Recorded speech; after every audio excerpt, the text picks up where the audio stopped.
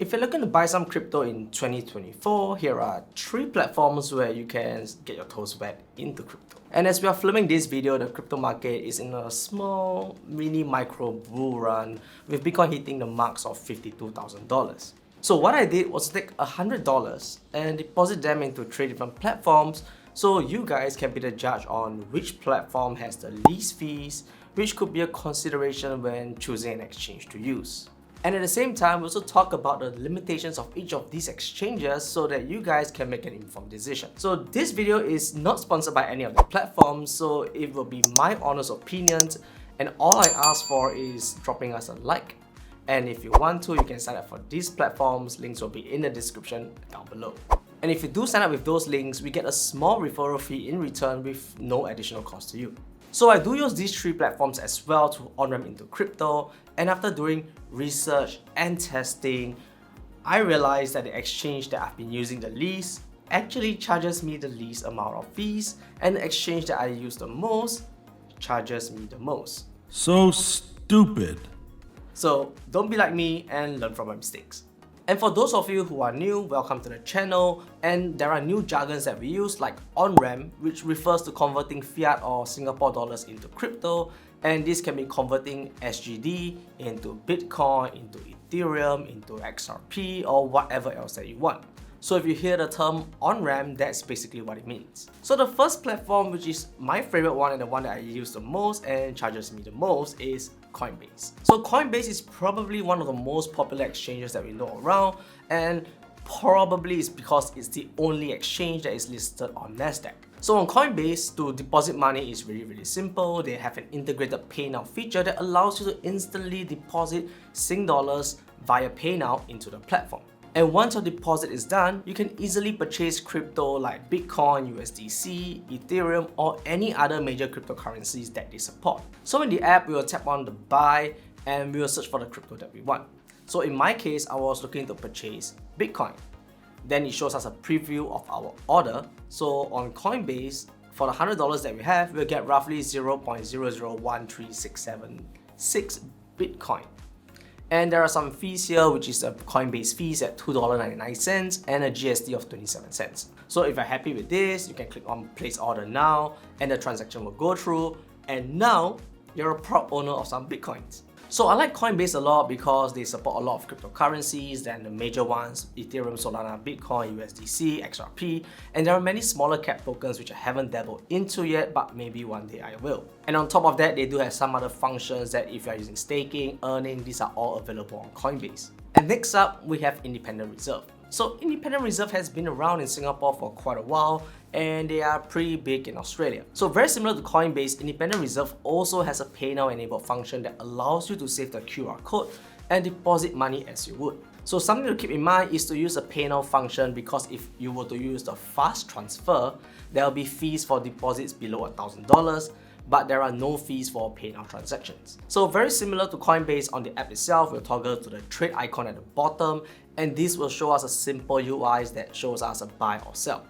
So once you have keyed in the amount that you're looking to purchase, you can click on buy Bitcoin, and voila, we are done. So if you look at Independent Reserve's purchases fee, we can see that with the same $100 that we had on Coinbase, on Independent Reserve, we will receive 0.00142356 Bitcoin, which is 4% more than Coinbase, and it's due to the differences in Bitcoin prices between the 2 platforms. And fees-wise, Independent Reserves only charges 49 cents for this purchase, which means that we pay less fees and we also get more Bitcoin. So the lower fees that Independent Reserve charges comes with the limitations of having less crypto available. So unlike Coinbase, which supports a myriad of tokens, Independent Reserves only support about 20 different cryptocurrencies, including the big ones or the major ones like Bitcoin, Ethereum, Solana, and XRP. However, if you're looking to purchase smaller cap tokens, then that will be a limitation that you have to face. Lastly, we got Coinhako. So Coinhako is the OG of the on-ramp platforms for Singapore, and it's been around for a long time. So I do have a love-hate relationship with Coinhako because it's pretty similar to Independent Reserve with limited cryptocurrency options, but the fees are pretty decent and it's one of the first few platforms that I used. So I took another $100 and deposited into Coinhako, and in the same way as we did with Coinbase and Independent Reserve, they also support Pay Now, which is super convenient. So once the deposit is done, we can click on buy like we did with the last two exchanges, and this will give us a code on the prices of Bitcoin. So with the $100 that we have on Coinhako, we can look to get 0.0141827 Bitcoin, and this will come with a fee of 60 cents, which isn't too bad, accounting that I paid almost $4 on Coinbase. So stupid. So after going through all these exchanges and testing it with some money, here's a summary of the learning that we have based on ease of use, fees, and limitations. So all of the three exchanges are pretty easy to use. The UIs are all very clean, and once you start using them, it will be so easy to pick.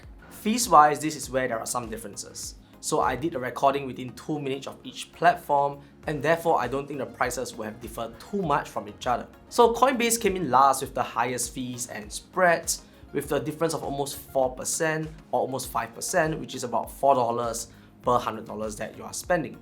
So with the $100 that we got to buy with Bitcoin, we only got 0.013676 Bitcoin. And then we have Coinhako, which is 60 cents in fees. And with the $100 that we have, we managed to get 0.0141827 Bitcoin, which is 3.7% more Bitcoin than what we got from Coinbase. And lastly, the cheapest exchange to use is Independent Reserve with 49 cents in fees. And with the $100 that we got 0.0142356 Bitcoin, or 4% more Bitcoins than what we got from Coinbase. So moving on to limitations, the clear winner here is Coinbase because they have a variety of tokens, they have different functions on the exchange as well, and compared to Coinhako or Independent Reserve, they only support a lesser pool of tokens. However, if you're just looking to purchase major cryptocurrencies like Bitcoin or Ethereum, Coinhako or Independent Reserve are great options to go for because of the low fees they have, which means that your money becomes more efficient. So this brings us to the end of today's video. I hope you got some clarity on which are some of the exchanges that you can use depending on your needs and wants. If you did, dropping us a like will be greatly appreciated. And once again, if you're looking to sign up for any of those exchanges, links will be in the description down below. And as always, if you have any other questions, please let me know.